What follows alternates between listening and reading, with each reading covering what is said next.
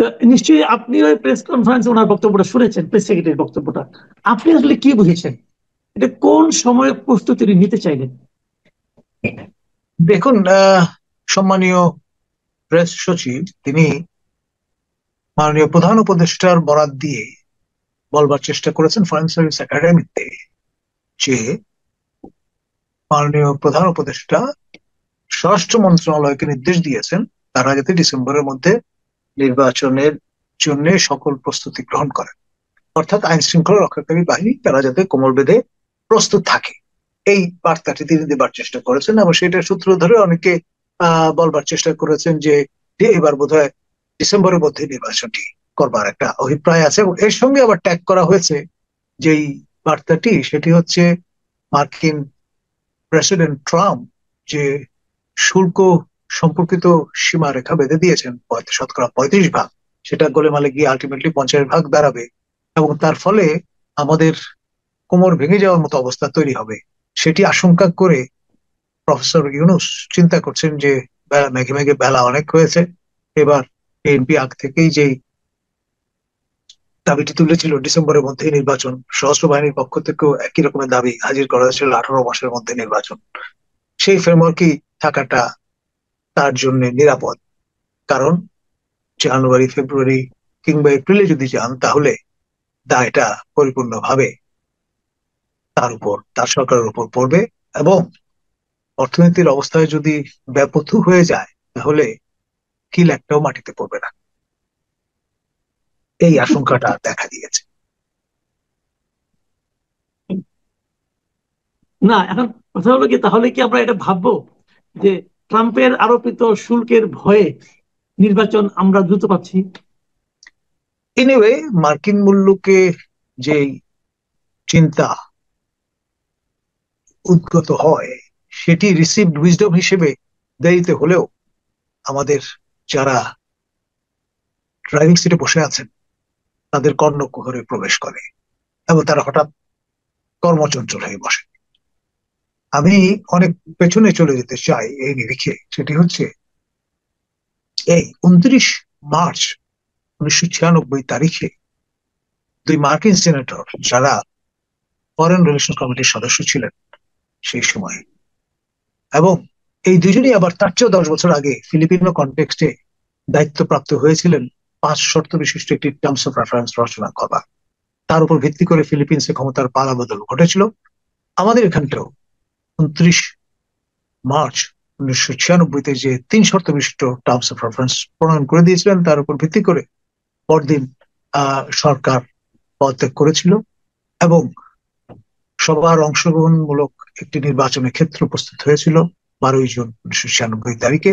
একই বছর দুটি নির্বাচন আমাদের প্রত্যক্ষ করতে হয়েছে, একটি 15 ফেব্রুয়ারি ষষ্ঠ সংসদ নির্বাচন, একটি 12 জুন সপ্তম সংসদ নির্বাচন। আর মাঝখানে আপনার এই রাজধানী শহর ঢাকা হয়ে উঠেছিল প্রাচ্যের এমন একটি নগরী যেখানে চারটি মেইন স্ট্রিম পলিটিক্যাল পার্টির 4টি মঞ্চ বিদ্যমান ছিল: জনতার মঞ্চ, জাতীয়তাবাদী মঞ্চ, কেয়ারটেকার মঞ্চ, জাতীয় মঞ্চ। জি। আচ্ছা, এখন একটা কথা বলা হচ্ছে, এই যে একটা শুল্ক আমাদের উপর ট্রাম্পের যে একটা বাড়তি শুল্ক আরোপ করা হলো 35% নতুন করে, এটা কি অনেকে বলছেন যে ওইখানে যে আমাদের দেশে যারা প্রতিনিধি গিয়েছিলেন দর কষাকষি করার জন্য, এটা তাদেরই ব্যর্থতার কারণে এমনটি হয়েছে? এবং সেটা বলতে যে তারা এক কথাও বলছেন যে আমাদের তো তৈরি পোশাকটা ওখানে বেশি যায়, তৈরি পোশাকের ক্ষেত্রে উৎপাদকের ভূমিকা যারা আছেন তাদের মধ্যে আমাদের প্রতিদ্বন্দ্বী মূলত ভিয়েতনাম। কিন্তু ভিয়েতনাম কিন্তু ঠিকই তাদের শুল্কটাকে 20%-এর নামিয়ে আনতে পেরেছে, আমরা 37 থেকে 35-এ নামাতে পেরেছি, আর পারিনি। তাহলে ভিয়েতনামের সঙ্গে আমাদের কিন্তু 15% একটা গ্যাপ থেকেই যাচ্ছে। তো এটা নিয়ে ভিয়েতনামের সঙ্গে আমরা তো সেই অসম প্রতিযোগিতায় পড়ে যাব, যার আফটার ইফেক্ট আমাদের গার্মেন্ট শিল্পগুলির ক্ষেত্রে একটা বড় ধরনের মানে ভূমিকম্পের মতো হবে বলে অনেকে মনে করছেন। তো এখন একটা অন্তর্বর্তীকালীন সরকার আছে, আমি একটু বড়ই করছি প্রশ্নটা ডিটেইল আপনাকে। এখন একটা অন্তর্বর্তীকালীন সরকার আছে, তাদের পাঠানো প্রতিনিধিদের মধ্যে কিন্তু কোনো গার্মেন্ট শিল্পের সঙ্গে জড়িত কোনো প্রতিনিধি ছিলেন না, সম্পূর্ণ সরকারি লোকজন সেখানে গিয়েছে। তো এই যে ঘটনাটা ঘটলো, এটা কি আমাদের দর কষাকষির দুর্বলতার কারণে ঘটলো? কিন্তু এর ফল তো আমাদের পুরো জাতিকেই ভোগ করতে হবে। এটা নিয়ে আপনি কি বলবেন? দেখুন, প্রফেসর ইউনূস নৈতিকভাবে কিন্তু শক্ত অবস্থানে আছে। তিনি আগে ভাগে বলে দিয়েছিলেন যে আমরা যদি ব্যর্থ হই তাহলে আমি আবার ভুবনে ফিরে যাব, আমার কাজে ফিরে যাব, আমি কিন্তু আঁকড়ে ধরে থাকবো না। সেই কথার এখন একটা মিল খুঁজে পাচ্ছি।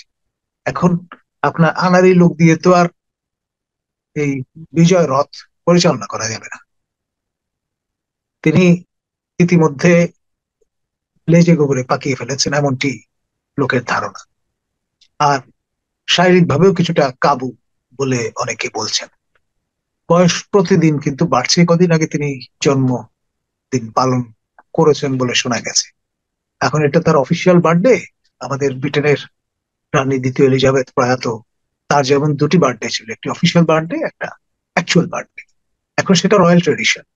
এখন প্রফেসর ইউনূসের বাবা তো আর বাংলাদেশের সম্রাট ছিলেন না। সুতরাং আপনার অথবা নিজে এখন পর্যন্ত তিনি সেন্ট্রাল আফ্রিকান এম্পায়ারের বোকাসা হয়ে যাননি, সম্রাট হিসেবে নিজেকে ঘোষণা করেননি।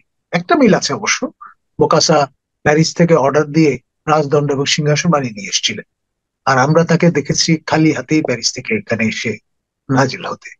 সুতরাং সেদিক থেকেও খুব একটা জাস্টিফিকেশন খুঁজে পাওয়া যাবে না। সেজন্য আসলে সময়টা ভালো না তার জন্য, তার রেজিমের জন্য। আচ্ছা, একটা বিষয় বলা হচ্ছে, অনেকে এটাও বলছেন, এই যে শুল্ক, বাড়তি শুল্ক আরোপ হলো, আপনি নিশ্চয়ই ওই চিঠিটা, যে চিঠিটা ডক্টর ইউনূসকে প্রেসিডেন্ট ট্রাম্প লিখেছেন, আপনি দেখেছেন। সেই চিঠিতে কিন্তু এক জায়গায় লেখা আছে, উনি লিখেছেন শেষ দিকে, যে যাদের সঙ্গে আমাদের, যে সমস্ত রাষ্ট্রের সঙ্গে আমাদের সম্পর্ক ভালো, তাদেরকে আমরা বাড়তি ছাড় দিব। তার মানে আমাদের যখন তেমন কোনো ছাড়ই পেলাম না, অন্তত এটুকু তো আমরা বলতেই পারি, ভিয়েতনামের সঙ্গে যুক্তরাষ্ট্রের সম্পর্ক যতটা ভালো, আমাদের সঙ্গে ততটা ভালো নয়। এটা তো তুলনা করতেই পারি। এখন প্রশ্ন হচ্ছে, এই যে সম্পর্কটা খারাপ হয়ে গেল, এটা কেন? এবং এখানে আপনি আরেকটা কথা আপনি একটু স্মরণ করিয়ে দিই। আপনি দেখবেন ট্রাম্প দায়িত্ব নেওয়ার পর ডক্টর ইউনূস তড়িঘড়ি করে ট্রাম্পের ওই সময়ের যে বন্ধু ইলন মাস্কের সঙ্গে টেলিফোনে কথা বলেছেন, এবং ওনার সঙ্গে ব্যবসায়িক চুক্তিও করেছেন, অনেক কিছু করেছেন। এখন ওটা কি আমাদের জন্য মানে আপনার বুমেরাং হয়ে গেল, নাকি আমরা সম্পর্ক ভালো করার চেয়ে খারাপ করে ফেলা, ওটার কারণে কি ওটাকে একটা কারণ হিসেবে কাজ করতে পারে? দেখুন, যখন বিধি বাম হয় তখন সাগর শুকায়া যায়, এরকম একটা কথা আছে। প্রফেসর ইউনূসের কিন্তু এখন সেই শুকিয়ে যাওয়ার সময়। একটা সময় ছিল সৈন্য সৈন্য উন্নতি ঘটেছে। আপনার ক্লিন্টন অ্যাডমিনিস্ট্রেশন বলুন, ওবামা অ্যাডমিনিস্ট্রেশন বলুন, বাইডেন অ্যাডমিনিস্ট্রেশন বলুন, তারা সবাই নানান ভাবে তাকে ক্ষমতায়িত করেছেন, তাকে পরিপুষ্ট করেছেন এবং তার মস্তদে বসবার ক্ষেত্রটা তৈরি করে দিয়েছেন। সেই দিন, সেই সোনালী দিনগুলো আর নেই। এখন আপনার যাকে নির্বাচিত হতে দেখে এর আগের টার্মে তিনি পৃথিবীটা তমসাচ্ছন্ন হয়ে গেছে বলে একটা দাবি তুলেছিলেন বা করেছিলেন, সেই যাকে দেখতে নারী সেই এখন মসনদে, হোয়াইট হাউসে। এবং তিনি কিন্তু একেবারেই দেরি করার মানুষ নন, যতক্ষণ স্বাক্ষর করে ফেলেন এক্সিকিউটিভ অর্ডার। এবং আমি একটা কথোপকথন শুনেছিলাম, মানে প্রফেসর ইউনূসের নামটাও তিনি নিতে ইতস্তত করেন, বলেন where is that micro credit guy, মানে মাইক্রো ক্রেডিটের ভেরি ওয়েল। সোজা কথায় আপনার খুব আমি বলবো সম্মানের সঙ্গে সেটি উচ্চারিত হয় না। তো এইরকম যে যেই ধরনের সম্পর্কের ধরন, তার উপর ভিত্তি করে, আর যাই হোক, ভিয়েতনামের এই যুদ্ধের ক্ষত আমেরিকানরা ভুলে গেছে। তাদের রেয়াত দিতে সর্বোচ্চটা তারা করেছে, কিন্তু আমাদের ক্ষেত্রে এই অম্লমধুর সম্পর্কটা এখন দিনে দিনে বেশি পরিমাণে অম্লত্ব পাচ্ছে। মধুর সেই সময় সোনালী অতীতে পরিণত হয়েছে। আচ্ছা, আমি আজকে একটা খবরের দিকে আপনাকে দৃষ্টি আকর্ষণ করতে চাই। আজকে দেখলাম যে সরকারি খরচে বিদেশ সফরে লাগাম, বন্ধ থাকবে গাড়ি কেনা, ভবন নির্মাণ। তো এরকম আজকে একটা এরকম মানে আপনার নির্দেশনা জারি করা হয়েছে অর্থ বিভাগ থেকে, এবং সেখানে এগুলি বলা হয়েছে যে সব ধরনের আপনার যানবাহন কেনা খাতে বরাদ্দ ব্যয় বন্ধ রাখতে হবে। তারপরে আপনার বিভিন্ন মন্ত্রণালয়ে এই যে কৃষি, শিক্ষা, স্বাস্থ্য এইগুলো সংশ্লিষ্ট স্থাপনা ছাড়া, এগুলো ছাড়া অন্য নতুন আবাসিক, অনাবাসিক ভবন স্থাপনা নির্মাণ বন্ধ রাখতে হবে, এগুলো বলা হয়েছে। এবং তারপরে শেষে বলা হয়েছে সব ধরনের বিদেশ ভ্রমণের ক্ষেত্রে প্রধান উপদেষ্টার কার্যালয়ে গত বছরের 9 ডিসেম্বর জারি করা পরিপত্র অনুসরণ করতে হবে। তার মানে আমরা জানতে পারলাম গত বছরের 9 ডিসেম্বর প্রধানমন্ত্রীর কার্যালয়, প্রধান উপদেষ্টার কার্যালয় থেকে বিদেশ, সব ধরনের বিদেশ ভ্রমণের ক্ষেত্রে এক ধরনের মানে আপনার কন্ট্রোল করার জন্য বলা হয়েছিল। তো এটা যে হয়েছিল, এটা গত এই যে 10 মাসে 12 বার আমাদের প্রধান উপদেষ্টার বিদেশ ভ্রমণ দেখে আপনার কি কখনো মনে হয়েছে যে এই ধরনের একটা পরিপত্র ওনার অফিস জারি করেছিল এবং ওটা মেনেই উনি 12 বার বিদেশ গেলেন? দেখুন, কথা আমরা ছোটবেলা থেকে জানি, সেটা হচ্ছে আপনি আচুরি ধর্ম। এখন হযরত মুহাম্মদ সাল্লাল্লাহু আলাইহি ওয়াসাল্লাম, আমাদের মহানবী, তার সেই মিষ্টি খাওয়ার গল্পটা তো সবাই জানেন। একজন পিতা তার অপ্রাপ্তবয়স্ক সন্তানকে সঙ্গে নিয়ে যখন তার কাছে এসে নালিশ করেছিলেন যে তাকে কোনোভাবেই মারানো যাচ্ছে না, তিনি মিষ্টত্ব পছন্দ করেন সেই নাবালক মানুষটি। পরে আমাদের মহানবী কিন্তু তাকে তাৎক্ষণিক কোনো নির্দেশনা দেননি, সেদিন পরে আসতে বলেছেন।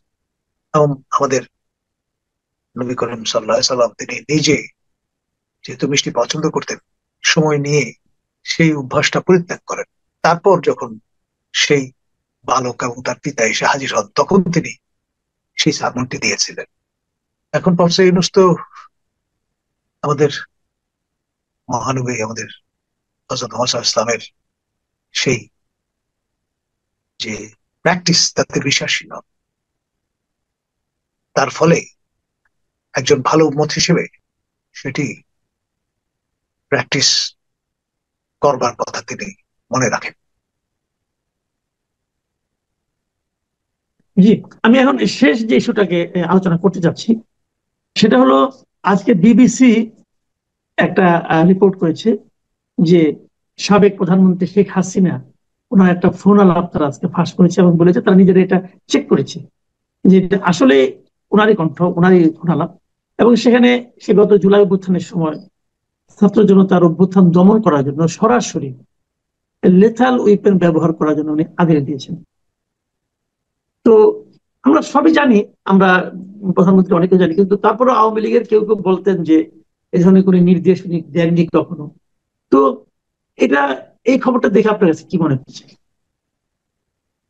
দেখুন, পাবলিক অর্ডার ম্যানেজমেন্ট যে আপনার স্টাইল আমরা এখানে ফলো করে থাকি, তা পরিপূর্ণভাবে আহ, যদি প্রতিপালন করতে হয়, তাহলে আপনার ইন এইড টু সিভিল পাওয়ার হিসেবে যখন সশস্ত্র বাহিনীর ট্রুপ কাজ করে, তারা একরকম ভাবে তাদের যে প্রশিক্ষণ সেটির অনুবর্তী হয়।